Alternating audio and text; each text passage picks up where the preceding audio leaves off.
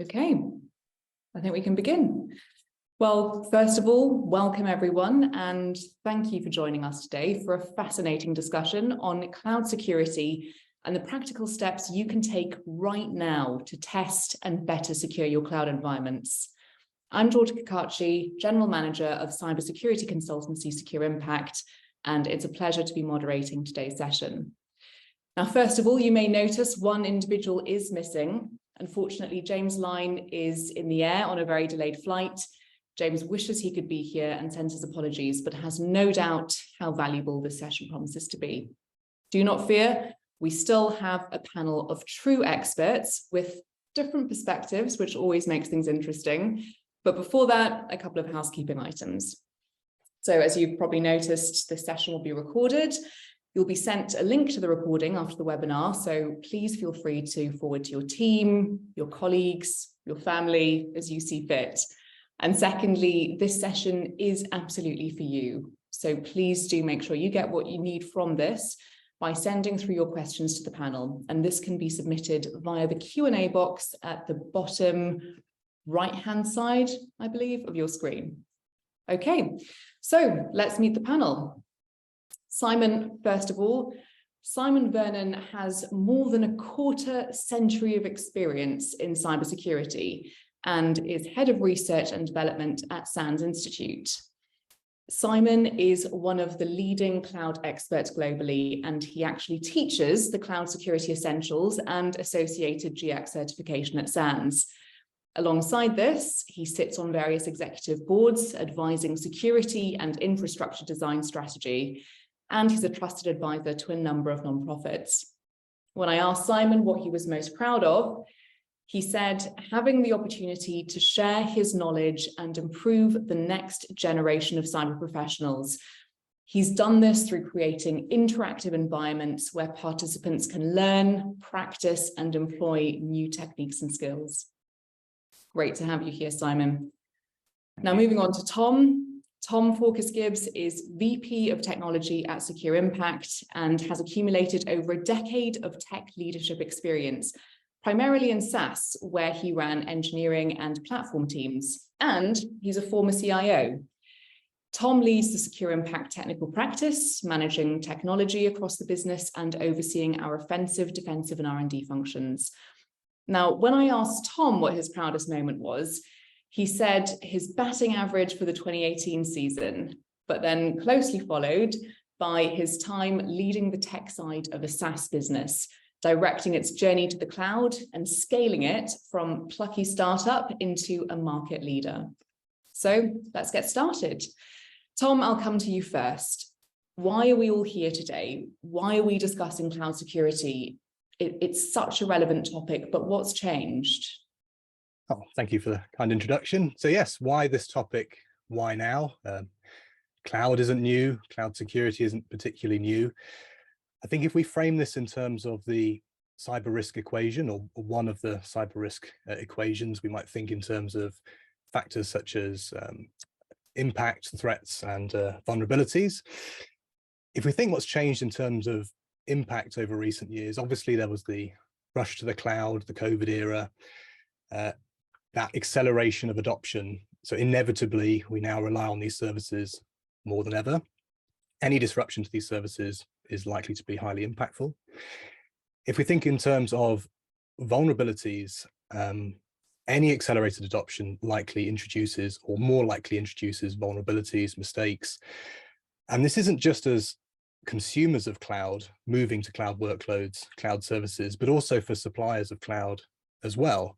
So they've had to innovate, they've had to scale to meet this increase in demand. A lot of change all around, recipe potentially for an increase in vulnerabilities. And that's with a backdrop of the skills shortage, which I'm sure we all feel on this call in different ways. And that skills shortage is compounded by churn and the Great Resignation. A lot of churn within teams, a lot of knowledge is lost as people leave teams, and that could be organizational knowledge, domain knowledge. Again, only exacerbates the problem there as well. If we think in terms of threats, well, adversaries, they're not stupid. They They see this increased reliance on cloud, us putting our crown jewels in cloud increasingly, and they're aware of this uptick in vulnerabilities or potential for vulnerabilities, and they're pivoting increasingly towards cloud as a target.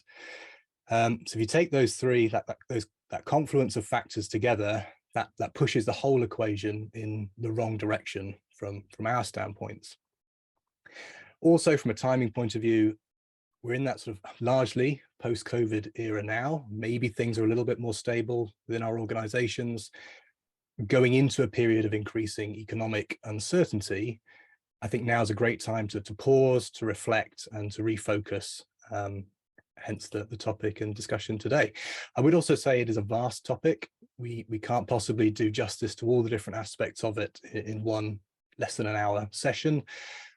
We'll try to cover as much as we can. I also appreciate on the call we're joined by people with a wide variety of backgrounds, different organizations, different roles, different types of organizations operating at different scales. We'll try to find something for everyone, both at a sort of hopefully more thought-provoking strategic level, but also some really practical, actionable takeaways that you can take back to your teams and organizations today. As Georgia said, please send through questions as we go, and also anything that helps steer and guide us in what topics to go into more depth in future sessions would be really helpful as well. So really looking forward to hearing everyone's thoughts on those. So yeah, that's from me. Over to you, Simon. Well, good morning, and thank you for the lovely introduction there, Georgia. I can just really expand on a lot of what Tom's just said, and we are in complete agreement. The cloud is an interesting element that's taken a very big position or hold inside a lot of enterprises and governments with things like cloud-first strategies. But we are lacking people. But that's not the only part. There are three elements to this. It's the tools, the techniques, and the people involved in utilizing those. And we do have a skills shortage. We have a problem. It was only 2 weeks ago, I was chatting to a US company. They let go a lot of staff, including some cloud security engineers, and they're having an incredibly difficult time to replace those people. In fact, I think they're going to struggle for the next few months. This has a huge impact on the way that they deliver their services and the way that they're going through either a migration if you're an existing customer or a company, or if you are like brand new to the market and you are adopting cloud services natively. So yeah, the people part of this is a big problem, but we're here to talk about what we can do, not just what the problems are. Now, there are some interesting, and I could talk for a long time on this because this is one of the subjects I teach for SANS. So I could spend an entire day talking about identity and access management and the way that we control user accounts and the perimeters of our infrastructures. But we'll go into a little few details today just to give you some interest, give you some insights, maybe something you can take away and investigate a little bit further. So there is a rush to the cloud. Exactly as Tom said, COVID came along, ruined everyone's idea of what was a normal sort of business practices and the idea that maybe we'll go into the cloud in the next couple of years. It got pushed. It really applied an insane amount of pressure to organizations to create environments where their users can work from home, where your office spaces don't actually physically accommodate the amount of people you have now. This is one of the things I was raised last week when I was teaching in Belgium was, they cannot put all of their staff in an office at the same time. People are now working and been forced into the cloud. And whenever you force a technology onto organizations, well, lots of rather interesting and quite horrible things do happen. And it's difficult. You've got to get a grasp of how the cloud works and how it operates very differently from what you have on-prem. Yes, all of the ingredients are the same. We still have data, we still have compute, we still want visibility, we want to identify when things have gone wrong, we want early indicators of compromise, but the way we go around it in the cloud is very different. We can talk about some hacks and the trends or the things that attackers are doing at the moment. There's been a couple of real world and very pressing examples about this in the news just recently. So I'm going back a couple of months. There was a attacker group called Lapsus. Now this attack group was based in South America, but actually being run by a 16-year-old from Oxford. Now, as far as I'm aware, he doesn't have any security qualifications, but it doesn't stop the fact that clearly, you know, he's intelligent, they know what their targets were, and the systems that they abused in order to leverage access into some of the biggest companies in the world were quite astoundingly simple. Things like, you know, we've been in the security industry, we talk a lot about multi-factor authentication, about having two devices, or, you know, something you have, something you know, in order to be able to authenticate. And they abused that and leveraged a position inside an organization whose core function is to provide identity services. So IAM has changed, and in the cloud, IAM is completely different. In identity and access management is completely different from how we deal with on-prem. Now, the big difference is we store all of our super sensitive data, the crown jewels of our infrastructure, and we drop them into the deepest, darkest depths of our data centers. We keep it there, surrounded by multiple layers of identity control, firewalls, network provision, all of these different elements. And then when we move to the cloud, actually we take that super sensitive data and we just drop it into a space that is theoretically and technically public, which is a complete turnaround from where we've been. This involves us setting up perimeters using identity and access management only. So we turned our networks inside out just by utilizing an in the cloud storage platform. Well, you could be saying, okay, well, you know, our idea is we're not going to move ahead straight away into these environments. We're going to do it step by step. The chances are you've done some of this already. A lot of the online backup organizations, they are already storing your data in the cloud. Whereabouts in the cloud? Could be anywhere in the world are these data centers that are storing this kind of information. So the chances are you're already into this journey. You are already progressing into this cloud migration. Just to mention this recent hack though, it was through a company called Okta. So they provide identity services for multi-cloud platform environments. Their security team was breached, and the attackers were able to pivot and utilize information stored by the security team, primarily hard-coded credentials and PowerShell scripts, to leverage access and pivot further into the infrastructure. So very similar techniques to what happens on-prem, very similar engagement tools and the techniques that they were using to exploit those services. And they then traversed and pivoted in exactly the same way that attackers have been doing for the past 25 years. But because it's in the cloud, it's done in a slightly different way. Same ingredients, different cake.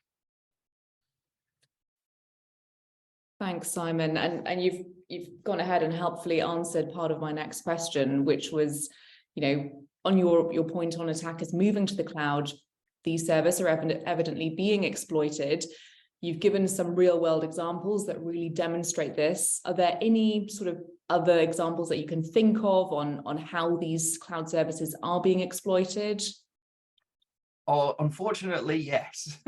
And there are lots of different ways. Unfortunately, again, you know, with security vulnerabilities, when we're into the public cloud, we're talking about the same kind of issues that we had when we're on-prem and we are in an enclosed, non-enclosed systems. But in the cloud, we add some extra complexity to the mix because of the way that the public cloud works.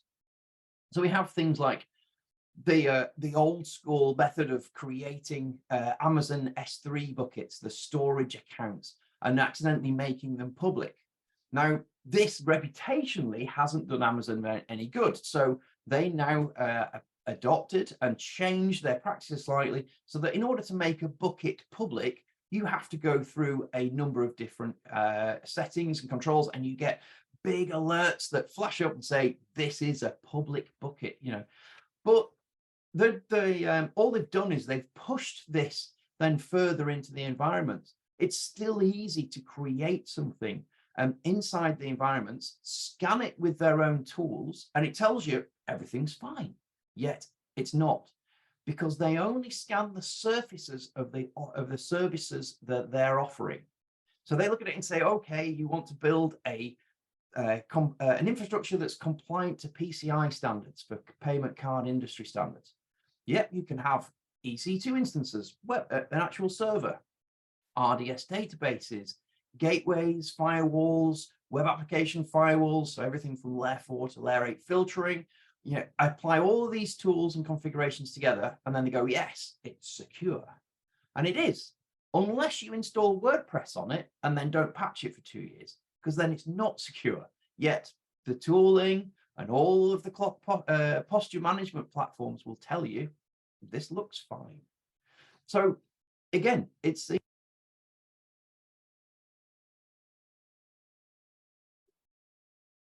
standard technical issues, of course. Tom, just while we're waiting for Simon to come back, can you hear us, Simon? I can, yes. Great. We can hear you loud and clear. Carry on. We just missed the last bit of that sentence there.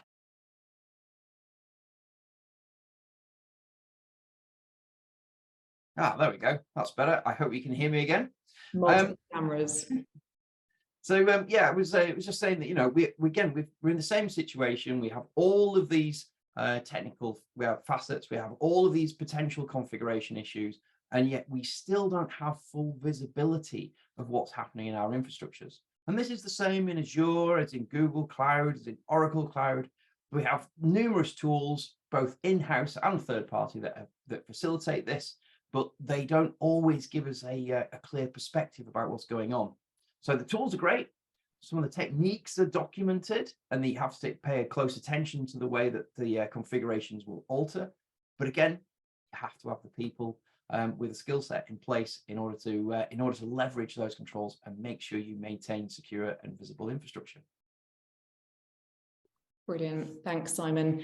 Okay, so we've established why this is such a key topic and the threats and some of the issues our audience members could be facing. Simon, I'll come to you again before Tom. What are some of the key techniques our audience should use to identify these vulnerabilities in their own cloud environments? It's all about great visibility, really. I mean, it comes down to implementing the 20 critical controls. So nothing new, but the way that we have to control and the way that we implement. There's also what they call the shared responsibility matrix. When we're operating in the cloud, we do no longer have responsibility for the underlying infrastructure, the security of the data center. It's irrelevant to us how high the fence is. We are responsible for essentially virtual machine upwards inside infrastructure as a service environment, and we're responsible for the code and upwards in the platform as a service environment. So by leveraging these visibilities, leveraging these shared security models, we can use systems like discovery tools, cloud posture security management, or CPSMs. We can use CASBs in order to identify potential issues, solve configuration problems, and build out our infrastructures to the best secure practices possible. Now, the cloud providers themselves do provide some awesome documentation, but I'd also use that in conjunction with things like the computer information security hardening guides, which will have proper guides which apply across all of the cloud platforms at both the actual cloud services itself and what you're implementing inside. Any thoughts on that, Tom? Yeah, and actually some of the points I'm going to raise echo what Simon's saying there. So particularly around this theme of visibility, but taking a slightly different perspective, sort of practitioner view. One thing I'd like to fly the flag for, which doesn't seem to happen perhaps as much as we all like to think, is threat modeling at a sort of system-centric or engineering level. It's something that if you go to a lot of tech community meetups, it often gets discussed. I think a few people in the industry like to think they're doing it. Some are doing it from a sort of compliance perspective, but for many it just never gets to the top of the list, or they just don't know where to start. So I would say as leaders, we should be encouraging our engineering teams to think about this and how it fits into their sort of the culture of how they work.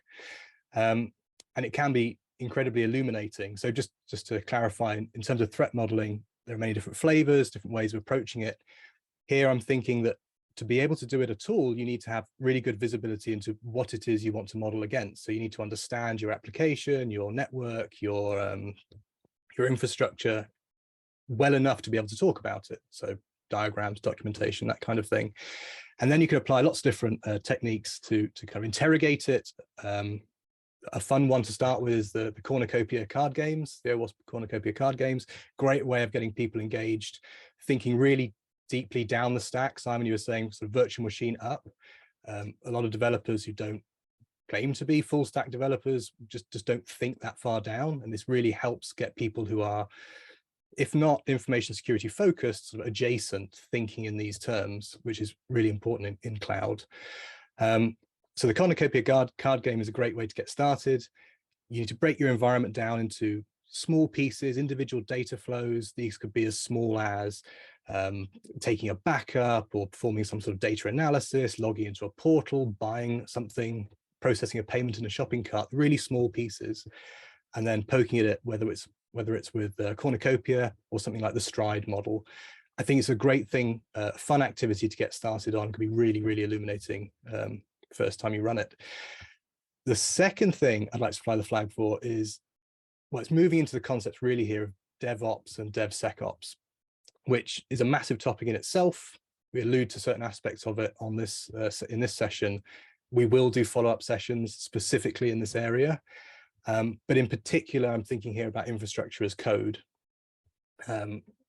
Speaking from experience, going through that journey over a number of years, from the old way of doing things to a more modern approach, that process of being able to represent and deploy infrastructure through code just comes with so many benefits and so many opportunities to apply good security practices and gain that visibility alongside ideas of sort of rigor, scrutiny and transparency, consistency through environments, and all those wider benefits of DevOps ideology that probably will come alongside moving in this direction. Misconfiguration, I think you were saying, Simon, is still one of the biggest issues out there. It's not new, it's been around for years, it will likely continue to be around for years. Doesn't matter how many banners AWS puts on an S3 bucket page, it's going to be a problem for a while to come. Infrastructure as code gives you the opportunity to get eyes on things really, really early in the process. So yes, you can be thinking about how you monitor your environment to identify these vulnerabilities sort of after the fact, but wouldn't it be great, and isn't it just better to spot them before they even get that far? And I think all of those benefits from these practices that application developers have been experiencing for years coming into the infrastructure and platform world, just there's so many benefits there. As you also said, Simon, being careful not to take those signals blindly and to allow them to engender false trust and hope that, you know, if it says you're secure, you run the little static analysis tool and it comes out with a green tick. Don't treat that as your only control, but it's a nice layer, it's a nice opportunity. And I know at this point, James would have mentioned pen testing, obviously wasn't able to join us today. Adding to what Simon said about cloud being different, what we see, unfortunately, is a lot of people taking very traditional approaches to pen testing and network pen testing, trying to apply them directly to cloud, the result being probably not that valuable or comprehensive. It's a very specific skill set. It requires very specific knowledge and experience. SANS, for example, have some fantastic courses on these very specific areas. But yeah, just being mindful of not approaching it in the normal way, but requiring that cloud-specific knowledge and experience. I don't know if you had any further thoughts on the pen testing side, Simon. Yeah, I could add to that, and just from a little bit experience in recent history, working with a client who's going through a pen test process. They started off by deciding that they were going to run the pen test environment in close proximity to their live systems. Yet they hadn't accounted for the fact that actually their live platforms have all sorts of integrated services such as application gateways, web application firewalls, layer 3 network filtering, and actually what they're testing was their application stack and the way that their platform communicates with some specific instances to the cloud, but still in quite a on-prem or a generic fashion. And so they were going to then start a pen test where they were going to be pen testing through the actual cloud platform itself, which is going to create blind spots. It's going to create or it's going to misidentify potential vulnerabilities or miss them entirely because they're being protected by these third-party systems. You know, the idea is we don't solve a particular vulnerability in a web application by employing new rule sets in a web application firewall. The ideal is we fix the bug. We don't stick and plaster it with a third-party service. There's also the permissions model for pen testing in the cloud. It's very different from on-prem. There are very strict rules and conditions about what you can and cannot pen test in the cloud environments, and they differ between the cloud platforms. Just to give you a sort of a little example of this, in Azure, you can pen test an application, and if you find a vulnerability that allows you to upload a shell into a web application, for example, then at this point you have to stop, because taking any further action, such as popping a shell service or pivoting onto a third-party environment, is classed as against the terms and conditions. So there's really interesting facets that aren't always that clear or people aware of. So if you're going to utilize your organization to help pen test your platform and you are residing in the cloud or even partially, make sure the people you engage with have experience and knowledge of doing this. Thanks, Simon, and thanks, Tom. We've a lot of excellent information in there, and we're covering a lot of ground today. So just a heads up to the audience, we will be summarizing this in a handout that you will receive shortly after the webinar today. So quick last reminder from me, folks, to send through your questions for the panel if you have a specific query to ask. We've had some come through already and they're looking good. So Tom, coming back to you, what's your advice for how to remediate the risks found in cloud environments? And Simon, I'll then come to you with the same question. So thinking in terms of remediation and broader risk management, so going back to the previous point about things like visibility and threat modeling, you can't meaningfully manage risk without knowing what's out there. So I think that's fundamental, and hopefully the benefits are obvious there. In a very literal sense, how would you go about remediating something? Going back to the sort of DevSecOps and the infrastructure as code piece, that is your vehicle for getting a lot of mitigations, remediations out there reliably, quickly, frequently, and at scale. So having that really solid, gated infrastructure deployment pipeline and process, and really investing in making that really slick and low friction, that's the building block for being able to push these mitigations out.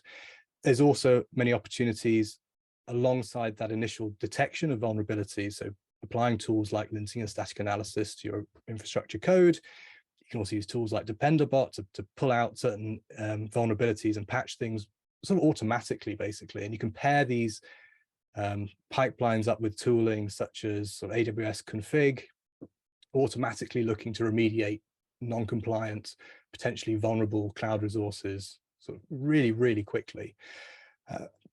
So yeah, I'd say that's definitely an area to look at, and you can really get ahead of the game in many of these areas.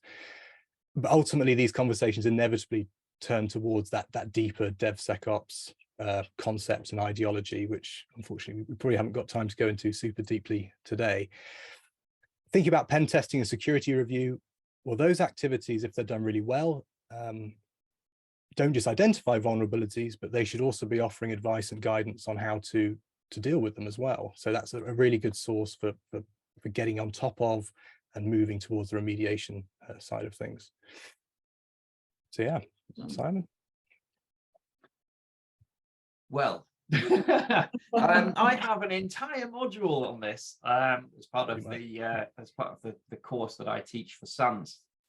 But just before I delve into that one, I noticed there was one of the questions that came up in the channel. Can we recommend some good Azure training to bring some value to securing the cloud? Absolutely. So Microsoft actually do a considerable amount of their training. Their educational programs for things like cloud adoption strategies work on a basis that you go from associate all the way through to consultant. I think you get sort of so many stars per program. as you go through the process, and they are really valuable training. The only issue I have with vendor training, and this isn't anything against AWS or Azure or anybody else, this is all specifically to do just purely with vendor training. They work on a very idealistic platform. They go, okay, so we have all of these tools, they're really cool, they do all of these things, and this is how you implement your controls into them. And then this magic amount of data and visibility comes out the other side. As we know, IT never works like that. And it never works like that because you can give the same set of instructions to 10 engineers to build a virtual machine, and you'll end up with 10 completely different virtual machines. Yet they'll be more or less the same, but you will find that one of them has, one of their engineers has more idea about how to secure the actual operating system and will tweak it to that degree. Whereas others, well, they'll build it, and if it works, they'll stand back and go, it works, leave it alone. So the approach is very different. The knowledge is similar, but the way the difference in the outcome can be vast. Now, with vendor training, it's brilliant. They tell you in great detail how all of the nuances and how everything works and how it thinks, but it is an idealistic standpoint. But if you go for a third-party training, yes, you will often cover more than just Azure, for example, AWS, GCP, or Google Cloud, Oracle, Alibaba, Tencent, etc. But you'll get a lot more information about how different models work in different cloud environments and actually what might benefit you from your organization. Now, one cloud definitely does not fit all. I know this entirely from experience, and I do tend to sort of lean more towards Azure in my day-to-day activities inside SANS EMEA in our ranges environments. But that's just because I've been a Microsoft engineer for 25 years. Well, we utilize considerable amounts of AWS. Why? Well, AWS do certain things far better than what Azure do. Now, if I want to simulate an on-prem environment, Azure is better. If I want to utilize serverless technologies, containerization, Lambda functions, things like that, AWS every day of the week. And it's kind of things like that you won't get in the vendor documentation until you dig. So about a year ago, I was asked by another SANS instructor to build out a platform that simulated a mobile phone application, and it ran inside containers. We spent a week trying to get it to work in Azure, and it turns out it was never going to happen because Azure have a hard limit of 5 CPUs in their containers. And they will not change it, which is ridiculous and slightly insane and crazy, but that is their limit. You put it in AWS, works absolutely perfectly. As many CPU cores as you wish. So it does vary. It varies hugely where you'll get your training from. Definitely go for organizations, though, specifically with security, who deliver and know the security aspects of it in greater detail. So after that slightly sideways conversation, we'll go back to discussing what we're talking about. What can we do to remediate some of these risks inside the cloud? One of the ones that comes up quite frequently and get asked about is things like zero trust. Now, I am no fan of zero trust. I think theoretically it's a brilliant idea, but I am yet to see a fully controlled implementation of it that actually works. Now, what do I mean by works? Yes, you can control user access to services. You can manage them at a user-based level. But what do users and IT professionals do when you put too many barriers in front of them? They circumvent them. And I've seen this so many times. I watched an entire DevOps crew bypass their entire proxy services because it slowed them down. It made their lives difficult. And then the security team came back and said, we've got a major problem. We're not seeing any traffic from our developer networks. I said, well, you're not, because they've just completely bypassed it. So if you put up too many barriers and too many limitations, people will sidetrack things. They will copy data in ways that they're not supposed to. They'll move it into places that it's not designed to be moved to, just so that they can do their day-to-day job. In the cloud, this becomes even more of a problem. There's so many different spaces in the cloud, and there are different configurations or different services with different configurations, and some of them comply with zero trust models and others don't. it just becomes a minefield. So what do we do instead? Well, it's down to creating an informed strategy about how you want to handle your users or your data or your entire ecosystem in your environment. Identify what you're running, create an online, an updated catalog and monitoring of everything you're doing. One of the primary blind spots inside the cloud, though, is the API. Now, I'm going to sink into a little bit of technical detail here, but it's definitely worthwhile. The API of the cloud is the console. It's the command line infrastructure. It's how you manage all of the different cloud elements. It's incredibly powerful. You can effect control in every region of the cloud infrastructure with just one CLI, one command line interface, or one web console. If I want to build a virtual machine in Japan, it takes 2 minutes. If I want to create an entire infrastructure in Australia, 2 minutes. It takes no time at all. We're talking about SDLCs and software-defined lifecycle and identifying using DevOps tools where vulnerabilities already lie. Well, we already know from DevOps we can create repeatable deployed infrastructure with the CLI and with the APIs that the cloud platforms give us. We can do that anywhere in the world almost instantaneously. It's almost an insatiable, elastic environment that we can build anything we want. Unfortunately, attackers are well aware of this. Tesla have been hit by this. They had an entire shadow IT infrastructure built off their Kubernetes, their container orchestration platform, without them knowing about it. Why?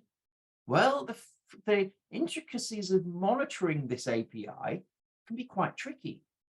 In AWS, for example, we are inside a regionalized environment. We see what's happening inside our region, but not necessarily what's happening in other regions. We can implement things like boundaries. We can limit where we can build infrastructure, but I don't see it happen very often.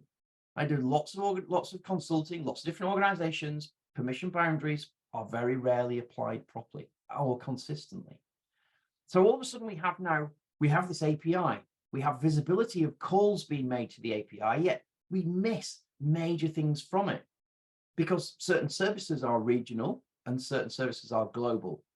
So we go, okay, we check our API, we see that we've got users being created, we see that we've got accounts being utilized. It's just assumed we have that visibility in a global environment, which is an actual valid assumption. But the same's not said for virtual machines, databases, other service infrastructure, networks, IP addresses, gateways. All of these things can be built outside those environments without having visibility. Flip it. We move into Azure.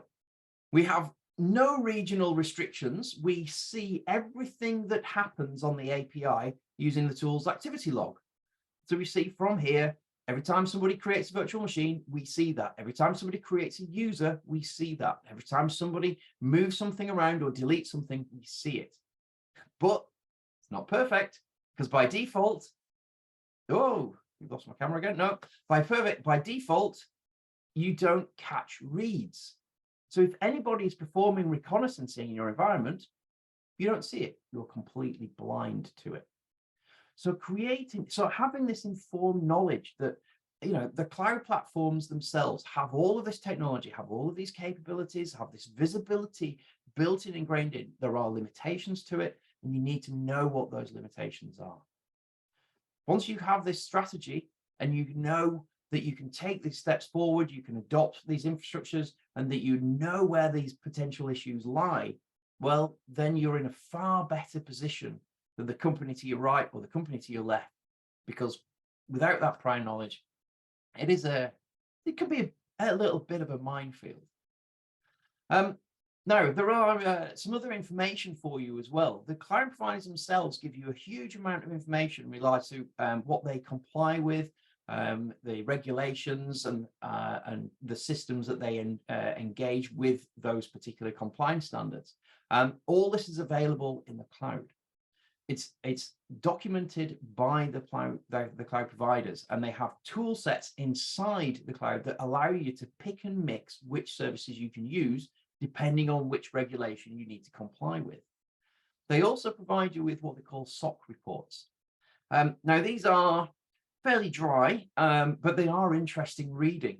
They will tell you, about the financial status of the cloud. Now, if you're adopting a smaller cloud platform, say something more localized in Europe, for example, then you might want to know a little bit about their financial state of affairs. Yeah, they're not going to go bust overnight and disappear. One did last week, took out over 200,000 WordPress sites. It happens. So you get a SOC report, which will give you some financial information. You get a SOC Type 2 report, which will give you information about the controls that they employ, how they deliver them, and how they measure against their metrics. And then you get a SOC 2 Type 2 report, which is normally an annual report telling you how well they're doing against those measurements and those metrics. Give you that insightful information and knowledge. The one you may have come across the most often, though, SOC 3. It's like a brochure. It's the shiny one, the one that they give out at conferences, and they say, oh, we do all of these things. But you need to actually read the Type 2 to get the data, to get the information that you want. Thanks, Simon. Some awesome insider knowledge there and some tips hopefully our audience can take.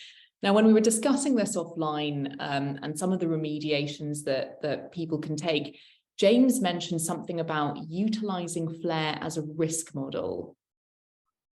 Yes. So risk, when you're calculating risk, you're actually you're framing this, or the frameworks that you use actually quite closely resemble SDLCs, your software development life cycles. We go through the same process. We assess the risk. We determine what the vulnerabilities are potentially going to be, what those actions against those vulnerabilities are, and then what the outcomes are. And outcomes from anything that's assessed in risk can be anything along the lines of our CIA triad: confidentiality, integrity, and availability.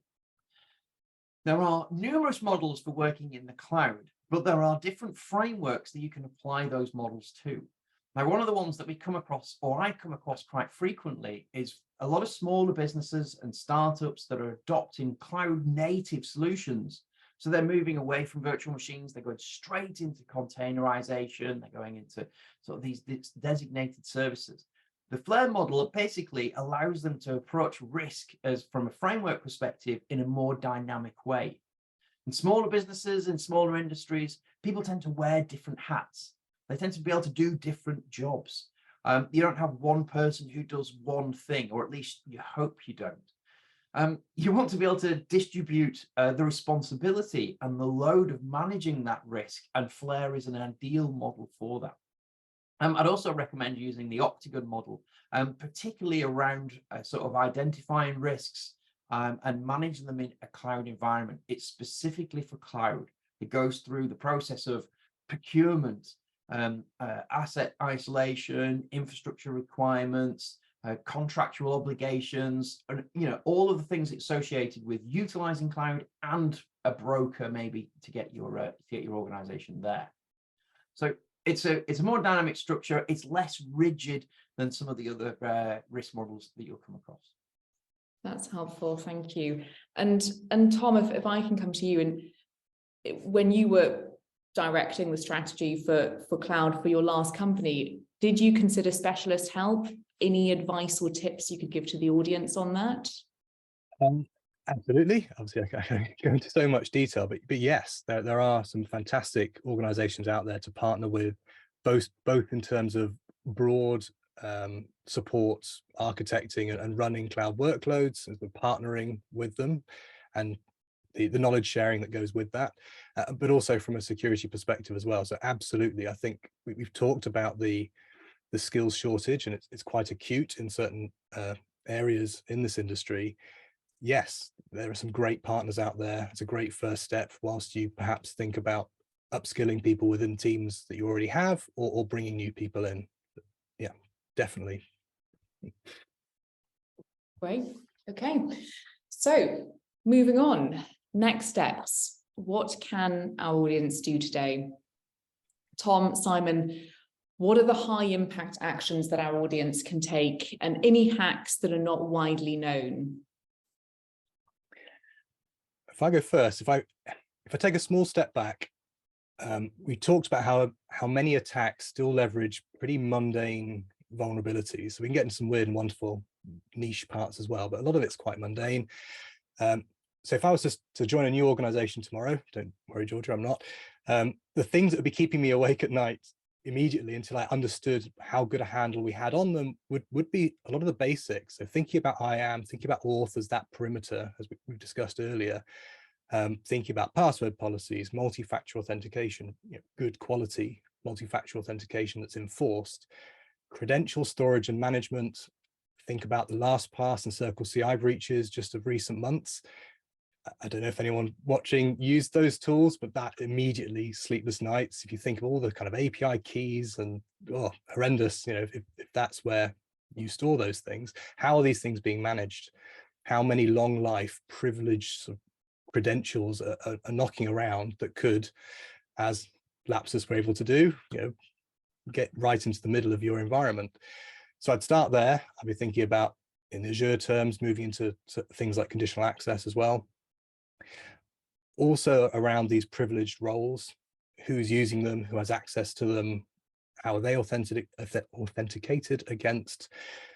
In Azure terms, thinking about just-in-time access, things like privileged identity management or PIM. In the AWS world, looking at things like role assumption and role definitions, and really getting that really solid. That will reduce that attack surface, if you like, quite considerably. And these are well understood practices. I think we would all like to think we're doing them, but it's difficult to do them reliably, consistently at scale, and it only takes obviously one to be the undoing of an organization. So I'd start there. The credentials, also start thinking, I've spoken already about these deployment pipelines, infrastructure as code, well, how those build pipelines interact with your cloud environment. That's another place that's being targeted, Circle CI being another example there. It's a great place for attackers to be. So thinking about what we can do to secure those pipelines as well. I'd think about speaking with your engineering teams and your engineering leads. Talk to them about infrastructure as code, talk to them about their DevOps journeys, get a sense, are they frustrated because they can't make progress for some reason? They're trying to balance all these different asks from the organization. Get a sense of where they are. Might some investment up front really lead to huge returns, potentially quite quick ones, certainly medium term, would be a great place to start, have those conversations. I'd also really encourage, as I said earlier, give threat modeling a go. A lot of teams aren't doing this.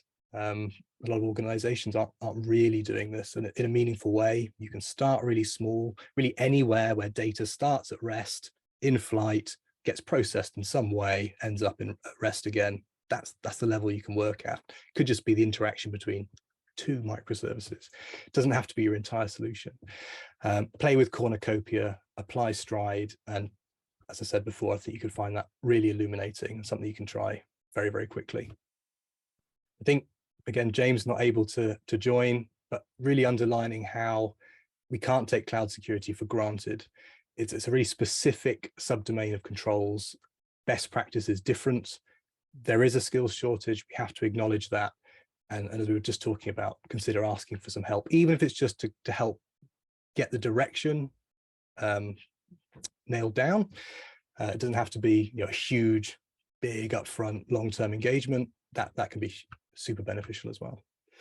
So those were the top of my list, Simon. I don't know what you've got on your thoughts.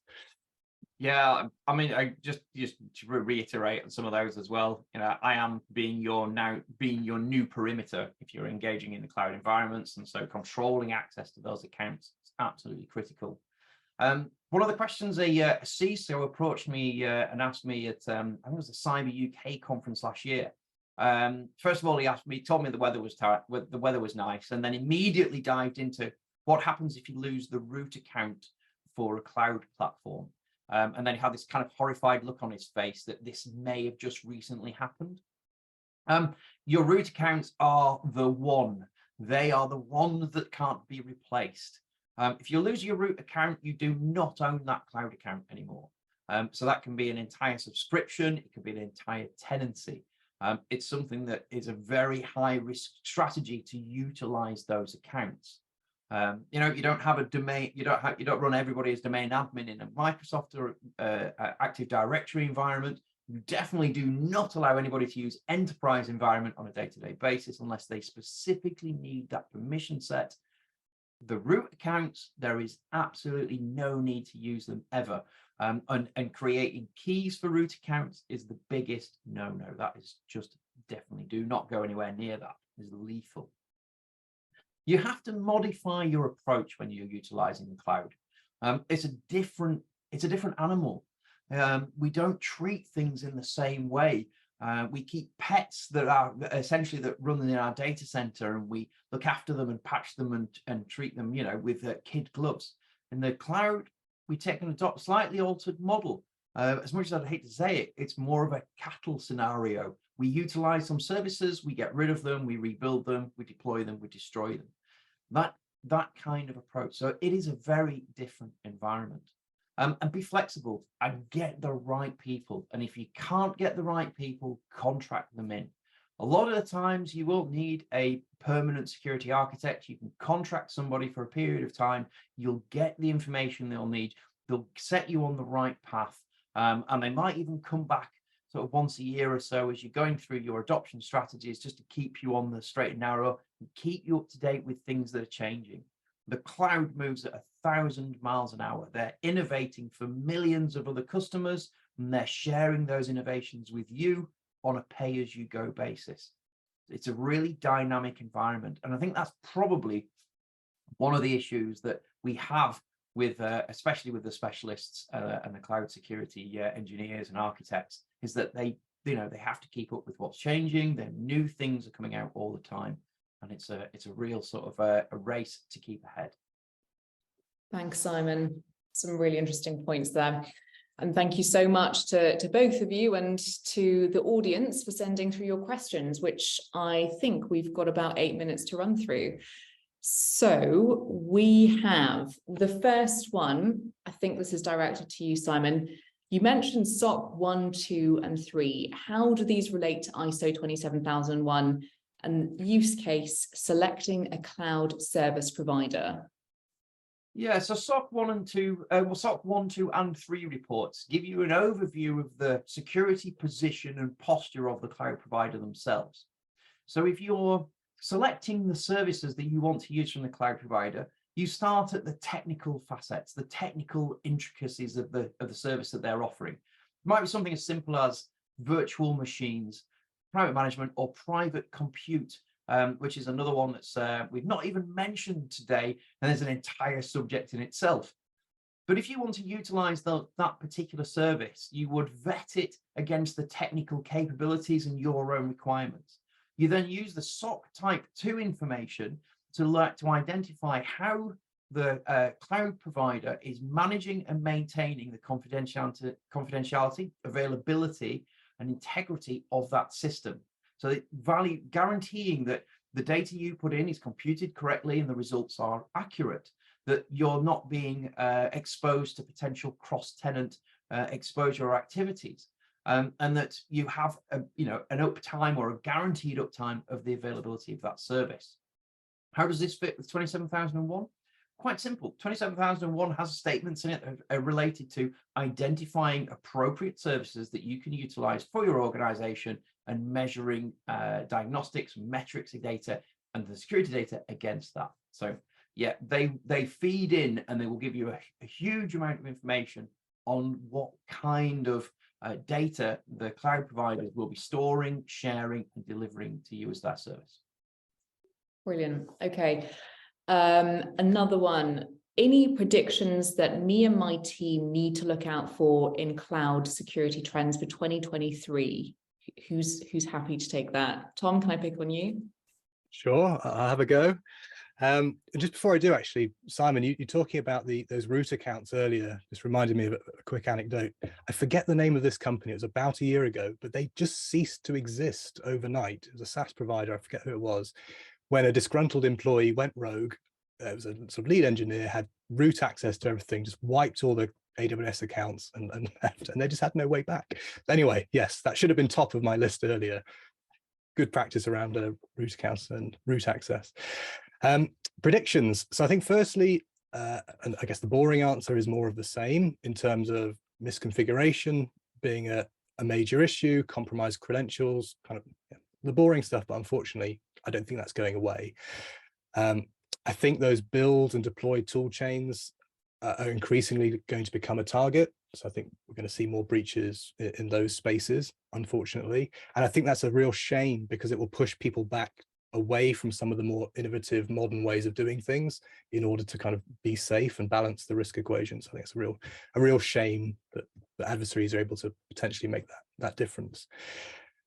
I think AI and machine learning, I think it's been on the hype curve for God knows how many years. I think it's still there, but I think we're finally beginning to see it really making a tangible difference. Things like ChatGPT, I'm sure we've all read the articles, watched the videos, potentially being leveraged by adversaries, effectively lowering the bar to entry for people thinking of going that route.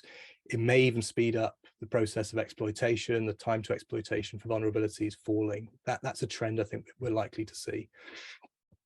And then lastly, and it's more into the application side, but inevitably the stack that spans software dependency, supply chain dependencies, and vulnerabilities on the application side, so libraries. I'm kind of surprised it's not already a bigger problem than it is. I think that's only going to get worse, and it could get worse quite rapidly. So yeah, those are my sort of more adversarial side, but my predictions for this next year or so. Simon, any to add to that? Oh yeah, unfortunately. Yeah. As much as we like to think we're on the home straight ahead of the curve in adopting cloud strategies, the attackers are doing exactly the same. We've seen a number of incidents recently where users have been convinced to click on a link because it says Amazon AWS in the URL. It's got a certificate attached to it, and actually they're downloading malware.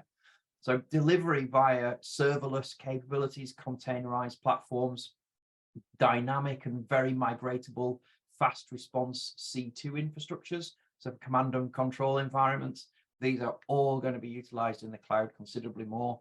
And then just to expand on the AI tool, I think patch diffing is going to take a turn for the worse over the next couple of years, because this is going to be something that the AI tooling is going to be very effective at, especially if people can bake and run their own out of open source platforms. And they have this human element interaction capability that can determine what you want from from a very human language perspective.